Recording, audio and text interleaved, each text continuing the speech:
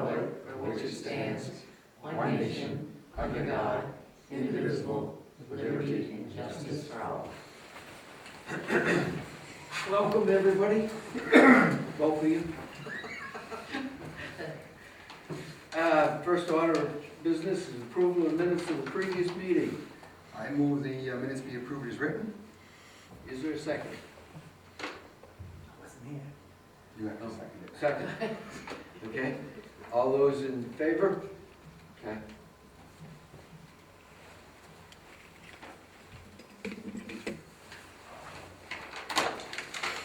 Selectmen's comments, Ally? Nope. Jason? I only have one thing, and I think it's good news, and I received this email from Ruth at Kelt this afternoon, and probably some of you folks have seen the news where they've been awarded a fairly large grant, so bear with me for just a second. So the Kennebec Estuary Land Trust was awarded a grant from the National Fish and Wildlife Foundation's National Coastal Resilience Fund that will fund construction work to dead end the town road to create a new tidal channel opening, build a new town boat launch and parking area to align with the new opening, build the town's component of the alternative road connection improvements at Nequasset Road, directionally bore the Bathwater District's water main pipe under the tidal channel, and remove an earthen berm from the marsh surface. It will also fund 1 year of monitoring after the construction is completed for salinity, water level, birds, or water sedimentation rates, and methane. The goal of the project is to restore the marsh and fish passage at Back River Creek Marsh while improving the resilience of the state road, town infrastructure, and water utility in a way that meets community needs. This will fully restore tidal flow to 99 acres of tidal marsh on Maine Department of Inland Fisheries and Wildlife property and allow fish passage into 3.34 miles of stream. The construction work that was funded builds on top of the engineering work for these pieces of the infrastructure that is underway now. The plan is to complete the engineering designs and review by the town this spring and complete permitting by the end of '23. The work outline in the new grant is expected to be completed by the end of '26. So, real quickly, what's nice here is this grant money that Cal has, we'll get our boat ramp, we'll get Our portion of the improvements to the Yeah. Nequasset Road. yeah, if And I'm the not, parking area down by the boat launch and ramp. yeah, the connector road now has been bundled to include Nequasset. It has nothing to do with what we want the state to do on this piece. But there's obviously a septic system replacement, tree removal, and a section in between Route 1 and the hill, if you will, that may, whatever it may need, paving or whatever. I think we ought to have our property line Yeah. surveyed on the other side of the road, because if we could add some hot top over there for parking alongside the road, I think that would be Well, great. if you were, yeah, and I think if you recall, the state was gonna pave a fairly wide, this is fairly wide, so this, anyway, Alice and I met with Ruth before this announcement, and I think it's in tune of over $3 million that they ended up with to fund all of these things, so. So is this parking lot and boat launch area on this side of It the is. culvert? Yeah, we've been meeting with Ruth on, and NTSB Engineering, and my father's been involved in the board, and it appears, there's some legal questions to iron out about low water marks and all this kind of stuff, but it appears the best place for the new boat ramp, it will be on the south side. If you go down the end of the road by Albert Moore Drive, by Albert Moore, as you keep going, it'll be on the left-hand side. And this property is presently owned by us or by the state? Well, the legal questions that come in is this low water, I'm not sure I know enough about this, but who owns the low water, and there's some, we're gonna meet with the attorney after the first of the year and iron out all that. But that's the best place, the best. And the parking will probably be On the opposite side. on the opposite side of the road, and it'll be Parallel. Right? parallel with the road. Mm-hmm. And during duck hunting season, the guys that trailer down there, they'll probably have to unhook their trailer to get turned around, but, you know, they can handle that. I mean, the duck boats are not that big, you know. Most of the people that use that ramp are hand carry, you know, the kayakers in the summer. And there's probably gonna be room for half a dozen Subarus down there, so, you know. Yeah. So in closing real quick, what we're gonna do is after the first of the year, we're gonna set up a meeting with Kristen, and this funding can help pay for our legal Right. costs too. So we'll meet with Kristen and Cal and the engineering firm and iron out, you know, like what does the town need to do formally, like a town meeting, what approvals, what do we need to iron out with the property, you know, land down there, and, The good thing is this grant, we anticipate this grant will pay for 100% of the town's share. yeah. So, you know, it works out well. That's it. That's it. I have nothing. Public comments. Anybody who wants to talk to us about anything that's not on the agenda, now is the time. If it's on the agenda, please wait for it to come up. Nothing? Road Commissioner, Jack. I don't really have anything, David. I just come to support and do everything for us, Kim. Nope, not at all.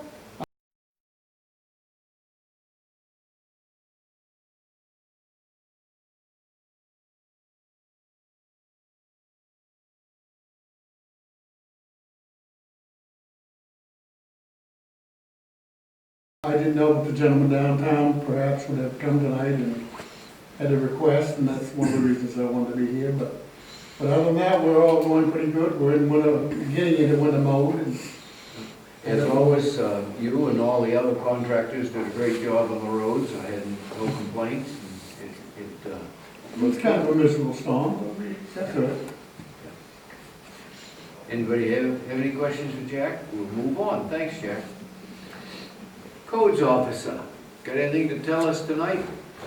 I do not. I am working, now that I've been into it about a week and a half, I am working on 3 building permits. Nothing has been issued at this point. Main job right now is trying to catch up where the previous code enforcement officer has ended. So, other than that, no problems or issues at this point. We have something of concern that we thought we'd mention to you. Tom issued a permit for some people blasting up off the East Hedge Bridge Road. I got wind of that. With 100 cubic yards, and they have greatly exceeded that.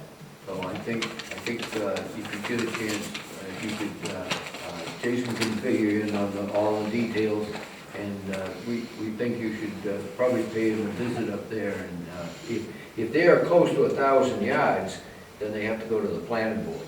There's a lot more steps involved. Yeah. It looks like they might be approaching that. There was a permit issued for that though, correct? Well, yeah, so near as we can tell, to be fully transparent, it actually is a property that abuts Tommy's property, over here in the corner of Tommy Davis. So he'd asked some questions about it, so I went and pulled the map and a lot and figured it all out, and we, as it works out, happened to know the so there was a blasting permit issued, and Tommy was present, and I called the blasting company a week and a half ago. I said, hey, you know, we blasted, and, you know, blah, blah, blah, and you might want to talk to the neighboring property, and I gave him his number, and I said, the permit says 100. Well, I started out and said, how many more days of blasting? And the blaster said, well, we got 2, 3, 4, but, well, it's been 7, 8, 9. It's been a lot of days. And I said, well, the permit says 100 yards. And, you know, so anyway, they did contact you, right? But as of Friday, they were still blasting. I think you've been to the site yourself, and I think maybe you've been to the site. I drove out there to see, just curious, and talked to the blaster, and I said I thought she was only supposed to do 100 yards, and he kind of laughed, and he said, we did that first morning. Yeah, right. And then they blasted 6 or 7 days after that. So, There's a lot of legs been blown out there. yeah. So Chris, what's really concerning now that you're kind of taking over is the file only shows a blasting permit. So it may be time to make yourself, you know, known and say, well, what are the ultimate, I mean, if they're blasting for a home, where's, you know, maybe the cart got before the horse, you know? They blasted for two covers so far. Right, but there's no building permit been issued, or no plans, or no nothing, and, Tommy, what map and lot was it again? R9, 43D. D is in David, yeah, R9 43D is in David, yep. The owner is a guy named Scott Lane, is the owner of the property, 43D? E. yeah. yeah. D is, D. Yeah, B and D are about each, I know it's not D, D. Delta, It was D. it was D.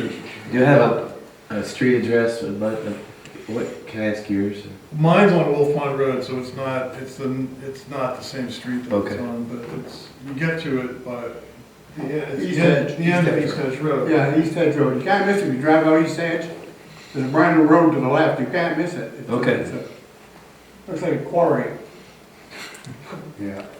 All right. So I wonder they were blasting so much, I thought they were harvesting gravel. They may ultimately be allowed to do what they're doing, but I don't think the full intention or knowledge or information is accurate right now.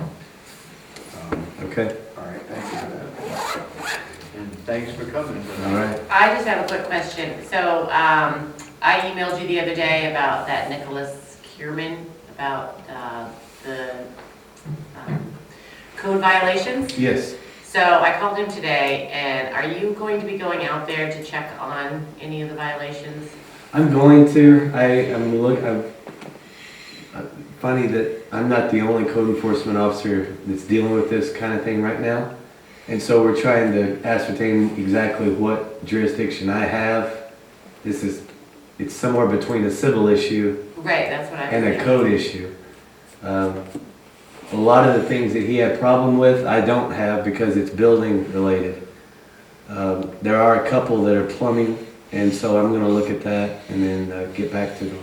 Okay. But right now, it sounds like a tiff between landowner He said he was moving and, out anyway, so I don't understand why he's so upset about it. yeah, just something seems off about that Yeah. whole thing.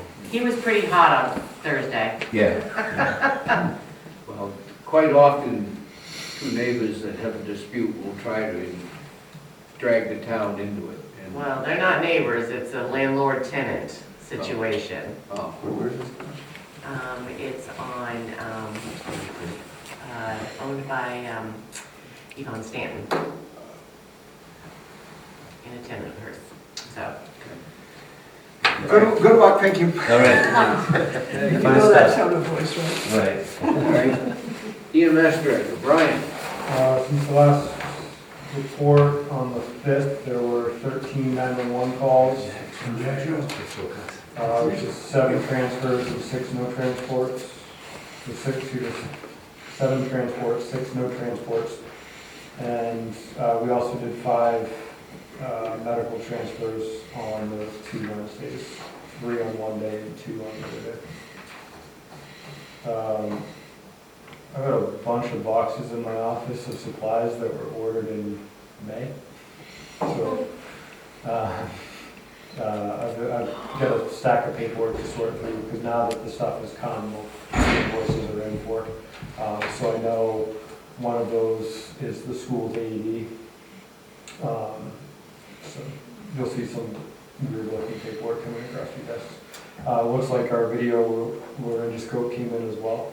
That would be one of them from the Rotary, and then the second one is still on order. But it's quite difficult to be ordering supplies right now when you're trying to run a service that needs it, and that you have no clue when the stuff's actually going to come in. Other than that, things are going all right. Anybody got any questions? Thank you, sir. Fire Chief, Sean. Had 5 calls since the last one. We fared quite well this morning. We had one EMS crew went out on a minor vehicle accident. We just went out to provide some lighting for them. Other than that, nothing major. Spoke to Jason this morning. We speak to the electrician. We had another issue with the wiring of the GFI down in the bays between the doors. Ambulances plugged into that circuit and dead one morning. So we can't have that. So I got Frank coming to diagnose that. And he's going to put waterproof cases on those ones that are in front of the building that are supposed to get wet occasionally from washing trucks and what have you. So I'm going to do that this week, I would assume. I have a fire tech coming tomorrow to service our Cascade air compressor system. That's been down for about 3 weeks now. I think there's a diaphragm on the inside that's let go. I talked to Mike Demers, and he said it's done it about 3 times since he was chief. So it's getting old. That system is getting old, and we really are starting to struggle getting parts for that particular unit. So they'll fix it. That's your oxygen compressor? you're talking Yeah, the compressed air. Yeah. So we'll be looking at getting that taken care of. Trying to think what else I have. I haven't had a chance to check the North Station to see if Dale got to care of that for me, but I'll be up there tomorrow. And I'll take a peek and see if you get that done. But Yeah, there was a trim board or two that Dale's volunteered to go out and just repair, and I think he was gonna have it done by last week. Okay. Because they got some weather Yeah. stripping, He was gonna be coming. finish the doors up or something. Yeah, finish the doors up and adjust the one that's still bouncing. Did you take care of that bill today? They called and asked me about it the other day, so. Yeah, I saw it in the warrant, or Yeah. I know you paid it, I signed it, I Okay, saw sorry it. about it, sorry about it. 900 and something dollars. Yeah. Yep. It was mailed out Friday. Okay, okay. We got several Christmas cards and things. I got a lovely letter from Louis Cass at Water District requesting, basically it just gives the information about the winterizing of the hydrants, but then it also says at the bottom, would you please submit a approximate gallons of water? And just curiosity, I asked Mike, and he's never had one of those letters before. So, apparently they're being extra How would you friendly. do that? You can't predict how much water you use from the year. We don't. It's impossible. We don't fill pools. We don't fill pools and wells, Rarely do you do a well. maybe one or two this summer, but that's not, it's, I can't predict how much water is used on a fire. A lot. Yeah. I mean, I'll professionally send him a nice little letter That's what we'd back. expect you to do. I'm not I'll gonna get back without us saying several pails. 0 to unknown. Tell them several pails full. Yeah. So, You want that back? So we respond. yeah, I'll come get that. Other than that, Yeah, how would you estimate that? You can't. I mean, there was 2 or 3 out-of-town trucks hauling water for that fire down under the bridge. yeah. You can ask each guy how many gallons of water he put in the truck, I mean. Yeah. It's a guesstimate. But anyway, 4 meters at the end of every hose. apparently, yeah. If you're Louis Cass, you have to track that. But you should tell him that we do not fill pools. Yeah, oh, I will word a nice reply to that. Very professional. I attended the last county fire chiefs meeting last Wednesday night in Rotherham. Subsequent of that meeting, our communications director, my communications director at the county, provided the information that the commissioners approved the $5.3 million communications upgrade for the county.